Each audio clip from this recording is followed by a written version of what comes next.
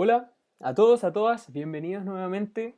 En esta oportunidad vamos a ver el tema que corresponde a alimentación enteral y parenteral de un recién nacido de pretérmino y cuáles son aquellas conductas y acciones que vamos a tener como matrones o matronas respecto a este tema. Para comenzar, es importante mencionar cuáles son las recomendaciones específicas que existen del manejo de los recién nacidos prematuros, sobre todo obviamente aquellos que tienen menos de 2.000 gramos o entre 1.000 y 1.500 gramos y aquellos que son extremos o menos de 1.000 gramos. Las recomendaciones específicas se categorizan en tres grandes oportunidades. Primero, el periodo de adaptación, el cual considera la primera semana de vida, que tras el nacimiento los niños pasan con un periodo generalmente que es de ayuno, que debería ser lo más corto posible, ¿cierto? Con un régimen cero enteral. Posteriormente viene un periodo de estabilización, que ocurre entre la primera semana de vida y el aporte enteral exclusivo. Este es un periodo bastante largo, ¿cierto? Después de que termina esta primera semana o a fines de la primera semana, hasta que el niño logra recibir un aporte que es completo por boca, ¿cierto? Enteral exclusivo. Y finalmente el proceso o el periodo de crecimiento que corresponde a cuando el niño o la niña tiene un aporte enteral, pero su completo, y el foco va a ser el crecimiento y la maduración del mismo. Desde este punto de vista, las guías nutricionales entregadas por la Sociedad Chilena de Pediatría hace poquitos años determina un manejo muy detallado en esta normativa de qué hacer con los niños que tienen menos de 1.000 gramos, qué hacer con los niños que tienen entre 1.000 y 1.500 gramos y aquellos niños que tienen entre 1.500 y 2.000 gramos, dejando de lado a los más grandes que siguen las normativas nutricionales o las recomendaciones nutricionales adecuadas. En general, aquellos niños que tienen menos de 1.500 gramos, sobre todo los menores de 1.000, se consideran lo que se llama una emergencia nutricional, en los cuales se recomienda administración precoz de macronutrientes, específicamente aminoácidos e hidratos de carbono, para evitar que exista una desnutrición por defecto o el catabolismo orgánico que existe de uso de estos, macronutrientes propios que trae el niño, ¿cierto? Que más encima tiene una, unas reservas muy escasas de estos macronutrientes en el organismo, lo que hace que efectivamente se vea en desmedro de su desarrollo progresivo. Por esta razón existe en este periodo una pérdida de peso, un alto catabolismo y pérdidas de masa magra, específicamente en la primera semana. Lo importante es no retrasar más de 2 horas la administración de aminoácidos y con un máximo de periodo de ventana de hasta 6 horas. Por eso la administración precoz, muy precoz, tiene que ser de aminoácidos por vía parenteral habitualmente, si es que es posible, y de hidratos de carbono, dejando igual precozmente la administración de lípidos, pero un poquito más tardío que estos dos. La alimentación enteral debería ser lo más precozmente posible y no retrasarse más allá de los 2 primeros días de vida, porque obviamente se produce un daño o un efecto deleterio a nivel gastrointestinal cuando se permanece por mucho tiempo sin un proceso de deglución o de alimentación por vía enteral. Ahora, obviamente, y como bien sabemos, es importante considerar cuál va a ser el método de administración de esta alimentación enteral, ya que los niños mucho más pequeños no tienen un reflejo de succión, deglución, respiración presente o coordinado, por lo tanto hay que usar métodos que permitan la administración enteral, pero considerando esta especificación. La primera alternativa siempre va a ser la leche de la propia madre. La segunda alternativa siempre va a ser la leche humana que puede ser donada a través de los bancos de sangre, por ejemplo. Bajo ninguna experiencia se ha visto un beneficio importante cuando se diluyen fórmulas maternizadas o alimenticias, ya que no generan ningún efecto positivo en este caso. Por lo tanto, la última alternativa debería ser la administración de fórmulas maternizadas. En el proceso de estabilización de estos recién nacidos es importante que el foco ahora va a ser no solamente la administración, el cómo está tolerando, sino que la recuperación del peso. Uno de los parámetros principales que se sigue midiendo en estos niños es el incremento de peso diario, ¿cierto? Que sea paulatino, que sea progresivo y que sea continuo. Y en esta oportunidad va a ser importante medirlo y ese va a ser el foco de este periodo. Es importante considerar que la alimentación puede ser solamente parenteral, puede ser solamente enteral o puede ser mixta, como vamos a ver más adelante, una mezcla entre ambos mecanismos de alimentación.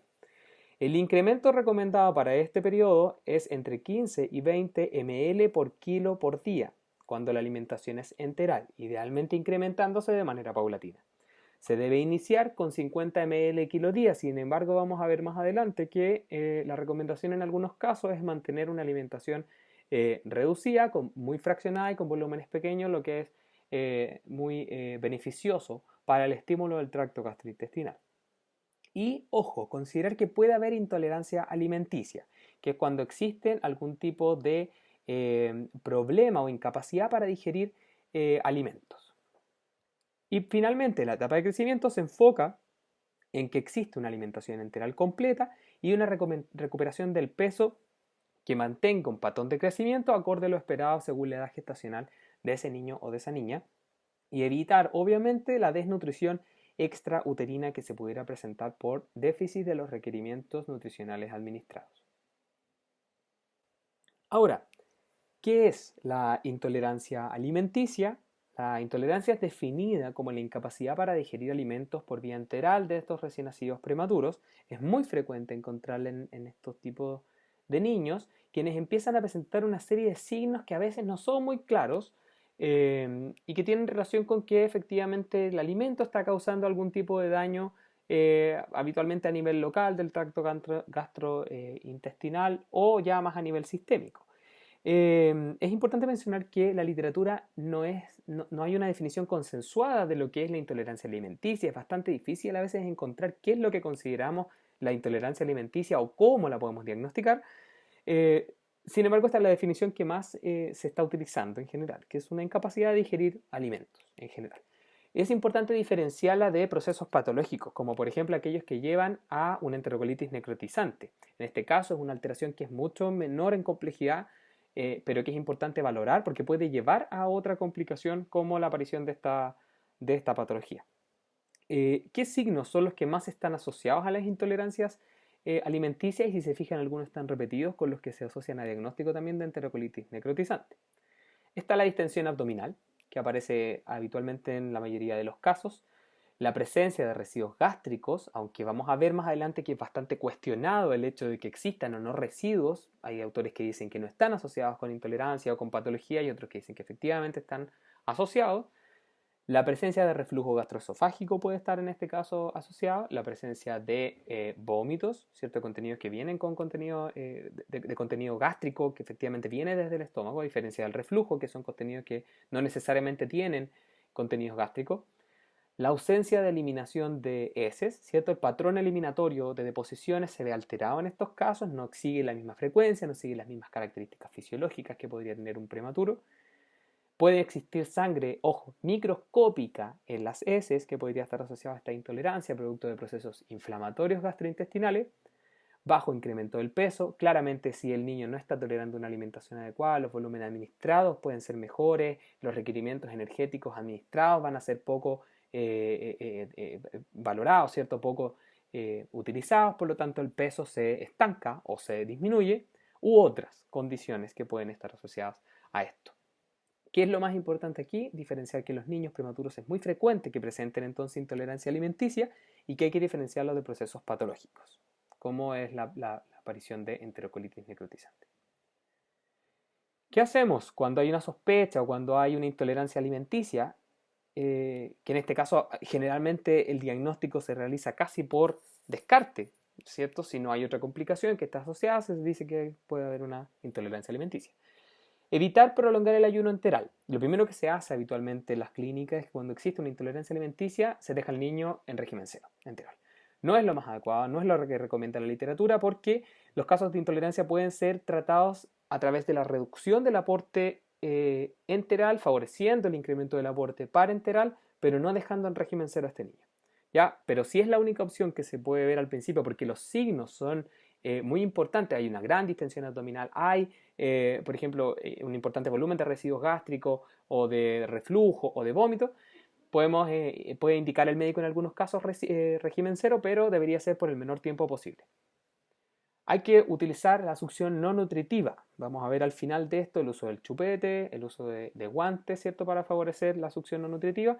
Y en el caso de que no esté con tubo orotroquial, porque esto favorece obviamente un tránsito gastrointestinal incrementado, ¿cierto? Un peristaltismo adecuado, por lo tanto favorece el avance finalmente de los alimentos. Uso de alimentación enteral continua, también se puede considerar lo que se llama la gastroclisis, que vamos a ver más adelante, que es administrar volúmenes alimenticios durante las 24 horas del día con pausa muy pequeña, ya a través de una bomba de infusión continua. Uso de leche materna o fórmula con hidrolizado proteico. Es importante que siempre la primera recomendación va a ser el uso de las leches maternas. Y hay ciertas fórmulas que van a ser mejor toleradas. En este caso, la que se menciona es la que más se debería utilizar. Uso de enemas, que ojo, cuando sobre todo hay alteraciones del patrón de la eliminación, se puede considerar, pero no de manera rutinaria. No toda intolerancia alimenticia requiere de la utilización de enemas digestivos. Solamente deberían ser utilizados si hay distensión importante y dificultad en la eliminación. ¿Cómo se hace? Habitualmente es con solución fisiológica. Se puede administrar una glicerina según la norma local, y se administran hasta 10 ml por kilo por cada oportunidad que se hace el enema, esperando obviamente el vaciamiento digestivo. Otro punto importante a considerar en la alimentación de los prematuros es la alimentación enteral mínima o trófica, que también es llamado estímulo enteral en los hospitales acá en Chile, y corresponde a la administración de leche humana, ¿cierto? Que puede ser leche materna o de un banco de leche o fórmula en cantidades que no tienen consecuencias nutricionales. O sea, el objetivo de esta alimentación fraccionada con volúmenes muy pequeños es solamente estimular este reflejo trófico, ¿cierto? O la generación del peristaltismo de este recién nacido, para que empiece a tener contacto con la alimentación enteral y empezar a probar, ¿cierto? Que funcione esta alimentación. Se inicia entre 5 y 10 ml por kilo por día, por lo tanto son volúmenes muy pequeños, muy fraccionados, que se van administrando muy lentamente. Los recién nacidos de menos de 30 semanas inician con 1 a 2 ml cada 3 a 6 horas aproximadamente entre el primer y el segundo día de vida, manteniendo periodos de ayuno por poco tiempo al inicio. Cuando se toleran estos volúmenes se incrementan alrededor de 20 ml por kilo por día. Por lo tanto, el beneficio de esto tiene que ver con múltiples aspectos y por eso se comienza siempre con una alimentación enteral mínima. Bueno, muchas gracias por su atención. Espero que esta clase haya sido explicativa y cualquier duda que ustedes puedan tener, les ruego me escriban a través del foro. Hasta luego.